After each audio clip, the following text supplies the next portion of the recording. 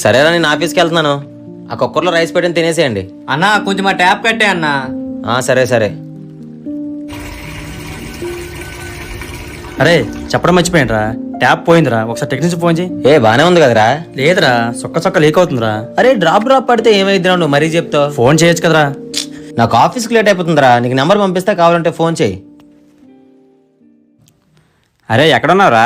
ఇప్పుడే ఆఫీస్ అయింది, అలా గ్రౌండ్కి వచ్చా. సరే ఎలక్షన్కి వస్తున్నావు మరి? నేను రావట్లేదురా. ఓటైపోతే ఎలా రా? మన ఒక్కడైనంత మాత్రం ఏమైద్ది. సరే జాగ్రత్త అయితే. సరే ఉంటానురా.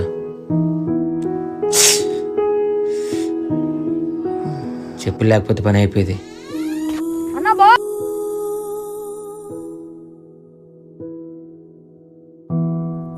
ఈ పర్స్ ఎవరిది?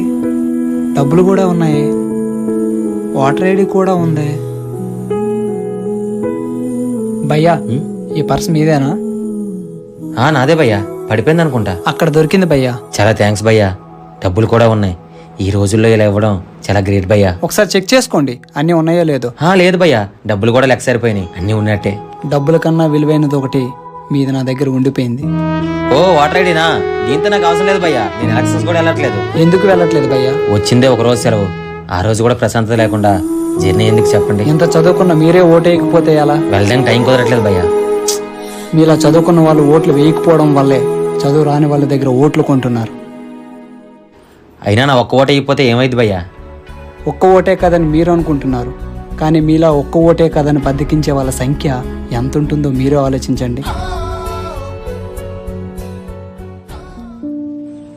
ఈ నెట్ ఒకటి రాదు.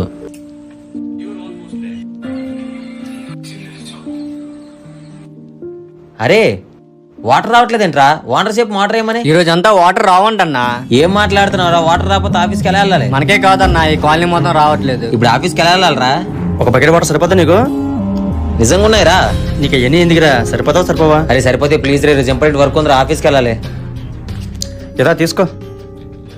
ఈ బకెట్ నీళ్ళు ఎక్కడేరా? నేను డ్రాప్ అన్నా కదరా, ఆ డ్రాప్ వేస్ట్ అవుతుంది. బకెట్ పెడితే ఈవినింగ్ బకెట్ వాటర్ అయిందిరా. ఒక్క ఓటే కదని మీరు అనుకుంటున్నారు, కానీ మీలా ఒక్క ఓటే కదని బద్దకించే వాళ్ళ సంఖ్య ఎంత ఉంటుందో మీరే ఆలోచించండి. నీకు రెండు వేస్ట్ అయినట్టుగా కనిపించింది ఒక్క డ్రాపేరా, కానీ ఇప్పుడు చూడు అసలు నిజం. మీ ఒక్కొక్క ఓటు కలిపితే ఒక ప్రభుత్వాన్ని స్థాపించవచ్చు. అరే కనుక ఏంటో చెప్పరా? ఈసారి నేను ఓటు వేయడం శ్రీకాకుళం వస్తున్నాను రా. ఓటంటే భారం కాదు, బాధ్యత.